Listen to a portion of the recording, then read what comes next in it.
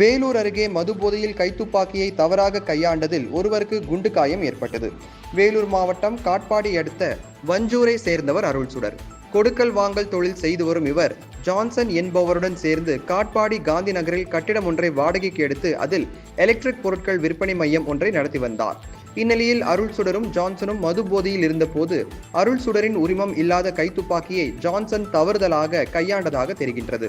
அப்போது துப்பாக்கியிலிருந்து வெளியேறிய தோட்டா ஒன்று அருள்சுடரின் முதுகில் பாய்ந்தது. இதையடுத்து தனியார் மருத்துவமனை ஒன்றில் அனுமதிக்கப்பட்ட அருள்சுடருக்கு அறுவை சிகிச்சை மூலம் தோட்டா அகற்றப்பட்டது.